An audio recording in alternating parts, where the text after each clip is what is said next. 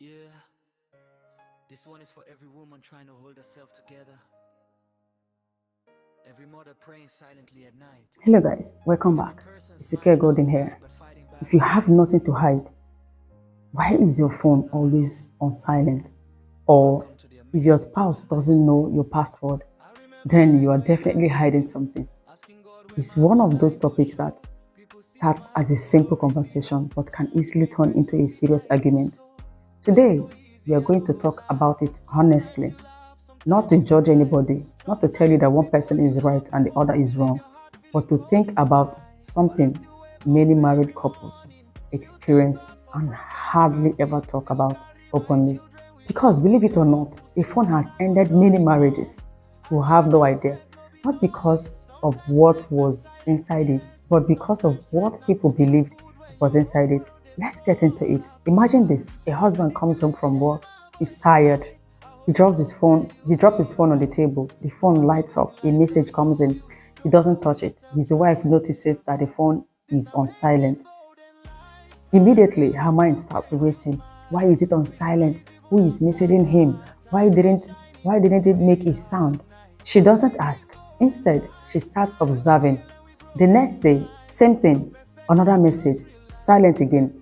Now she's connecting dots that may not even exist. Meanwhile, the husband genuinely put his phone on silent months ago because constant notifications were distracting him from work.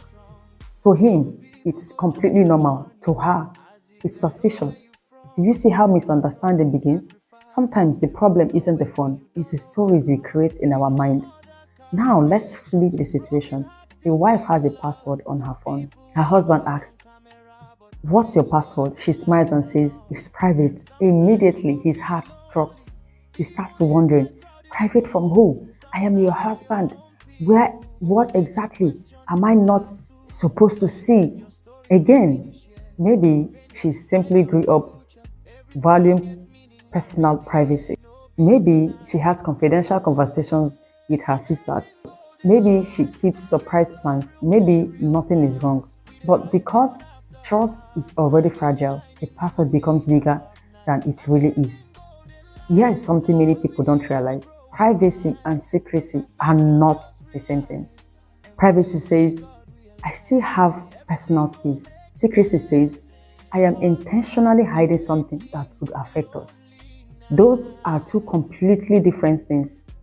Every healthy marriage needs honesty, but every healthy human being also needs some personal space.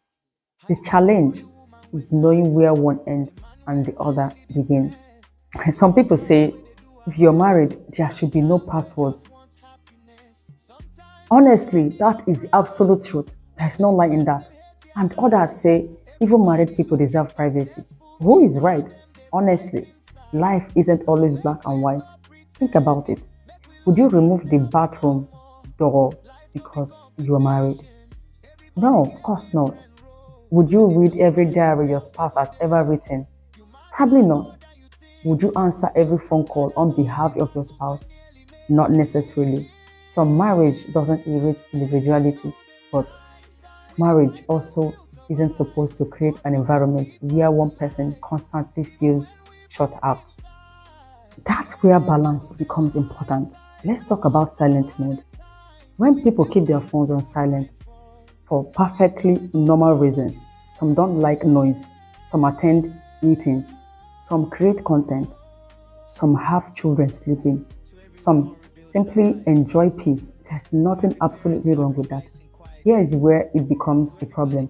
If your phone is always face down, always on silence, always taken everywhere, always hidden, always locked, always impossible to touch, then your spouse naturally begins to notice a pattern.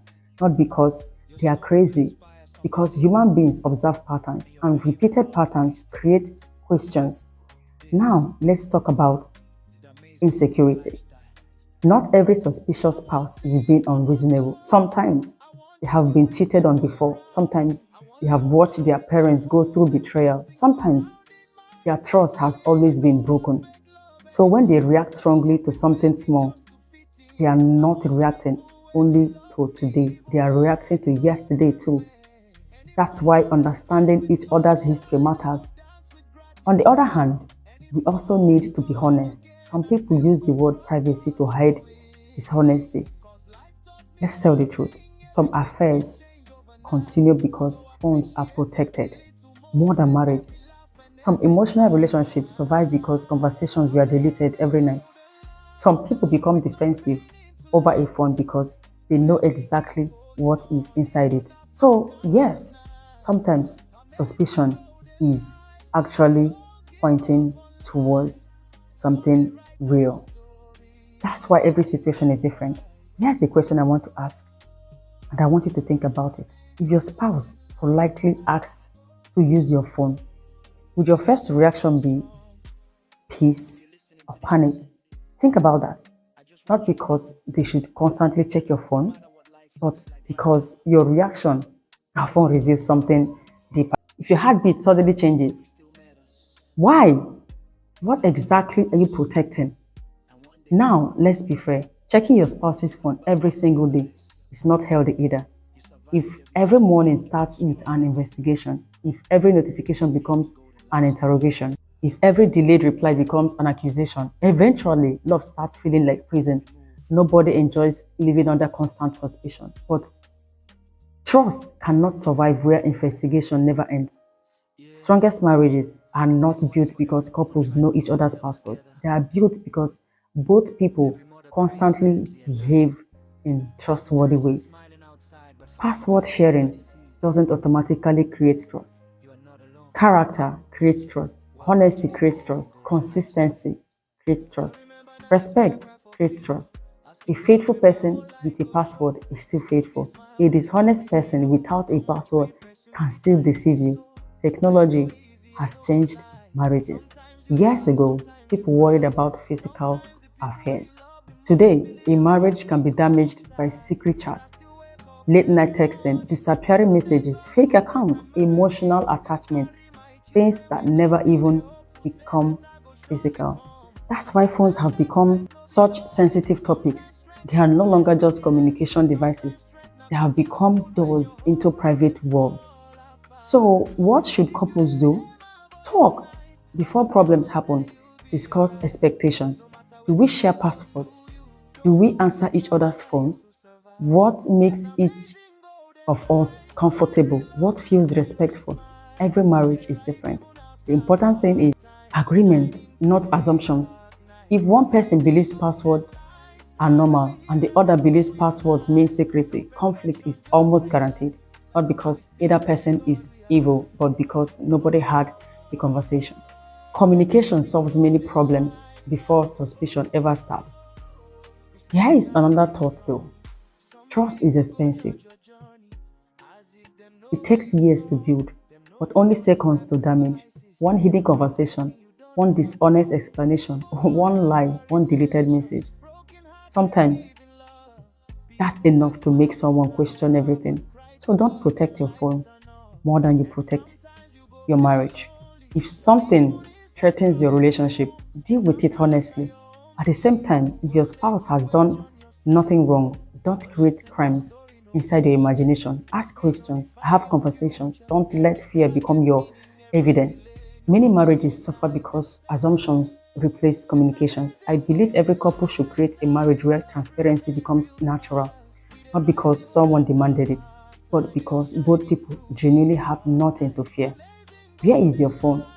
Where a phone isn't a battlefield, where notifications don't create anxiety, where passwords don't create panic, where silence doesn't automatically mean betrayal, where trust grows stronger than suspicion. That's the kind of marriage many people dream about. Do you think married couples should know each other's passwords? Is it okay to keep your phone on silent all the time? Where do you personally draw the line between privacy and secrecy? Let me know what your thoughts are down in the comment section. Alright guys, we have come to the end of today's video. Please don't forget to subscribe to this channel if you haven't done so already. Turn on your post notification button so you'll be notified every time I post a new video. Click on that like button to give this video a thumbs up. Share this video with your friends, your family, or whomever that you think that needs to see this video. Bye for now. I'll see you in my next video.